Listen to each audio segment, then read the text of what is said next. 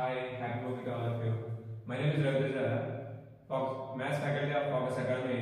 నేను మీకు సింప్లెక్స్ లో ఒక ట్రిక్ నేర్పించబోతున్నాను. దీన్ని ఉపయోగించి మీరు చాలా ప్రాబ్లమ్స్ ఈజీగా సాల్వ్ చేయొచ్చు.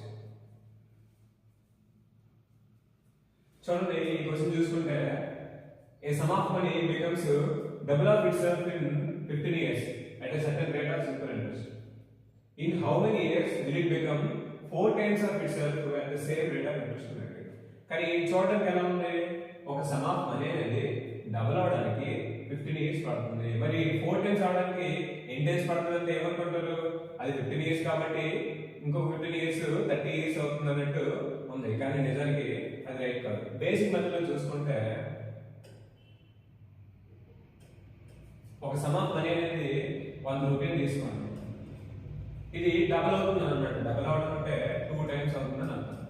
అంటే 2 రూపీస్ అవుతుంది. ఎంత టైంకి? 15 years కి. మరి సమ్ ఆఫ్ మనీని ప్రిన్సిపల్ అంటాం. మరి అది డబుల్ 2 రూపీస్ గా మారిందంటే అమౌంట్ గా మారిందని అర్థం. మరి ప్రిన్సిపల్ కి అమౌంట్ కి మధ్య డిఫరెన్స్ ఏంటి? ఇంట్రెస్ట్.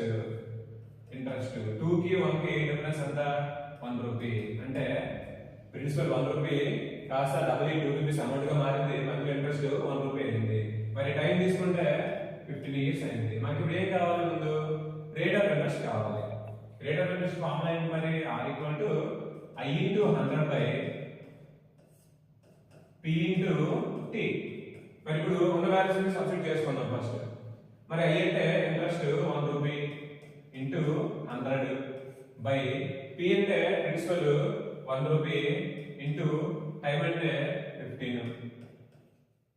మరి ఇక్కడ తీసుకుంటే క్యాన్సిలేషన్ చేస్తే 5 టేబుల్తో ఫస్ట్ చేద్దాం. 5 3 సార్లు 5 20 సార్లు. మరి ఇంకా మిక్స్డ్ ఫ్రాక్షన్ మార్చుకోకుండా దాన్ని 20/3 గానే ఉంచేద్దాం. సో 20/3% అనేది రేట్ ఆఫ్ ఇంట్రెస్ట్. మరి ఇప్పుడు ఈ రేట్ ఆఫ్ ఇంట్రెస్ట్ మనం ఉపయోగించుకొని ఇప్పుడు వాడు అయ్యేవాడిగా అది చేద్దాం. మనకేమన్నాడు? In how many years will it become 4 times of itself అని అన్నాడు. మరి ఏది బికమ్ 4 times ఆఫ్ ఇట్సెల్ఫ్ అవ్వాలి? ప్రిన్సిపల్ అనేది 4 times ఆఫ్ ఇట్సెల్ఫ్ అవ్వాలి. మరి ప్రిన్సిపల్ ఎంత? 1 రూపీ.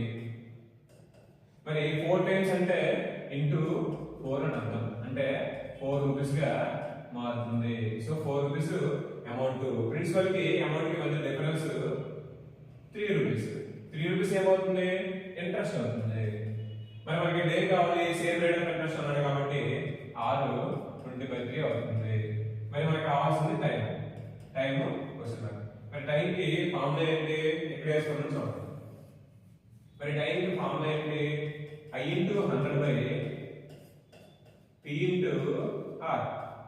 మరి ఇక్కడ తీసుకుంటే I అంటే 3 రూపీస్ ఇంటూ 100 బై P అంటే ప్రిన్సిపల్ 1 రూపీ ఇంటూ R అంటే 20/3. 20 ఆల్రెడీ బైలో వస్తుంది కాబట్టి ఫ్రాక్షన్ దాన్ని రెసిప్రోకల్ చేసుకొని 20 ఇక్కడ నుంచి 3 ని పైకి తీసుకెళ్ళిపోతున్నాను. సో 21 సార్లు 25 సార్లు. So 5 into 3 15. 15 into 3 45 years. So ఒక సమ్ ఆఫ్ మనీ డబుల్ అవడానికి 15 years పట్టింది ఒక రేట్ ఆఫ్ ఇంట్రెస్ట్ కి. అదే రేట్ ఆఫ్ ఇంట్రెస్ట్ కి సమ్ ఆఫ్ మనీ 4 times అవడానికి ఎంత టైం తీసుకుంటుంది? 45 years తీసుకుంటుంది. ఇప్పుడు ఇదే ప్రాబ్లమ్ ని షార్ట్ కట్ లో చేయాలంటే ఎలా? ఇప్పుడు చూడండి.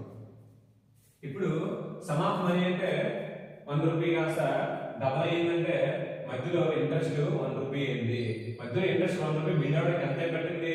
15 years పట్టింది. మనకి ఇప్పుడు ఏం కావాలి? సమ్ ఆఫ్ మనీ 1 రూపీ అనేది 4 times అవ్వాలి. 4 times అవ్వాలంటే మధ్యలో ఎన్ని రూపీస్ బిల్డ్ అవ్వాలి? 3 రూపీస్ ఇంట్రెస్ట్ బిల్డ్ అవ్వాలి.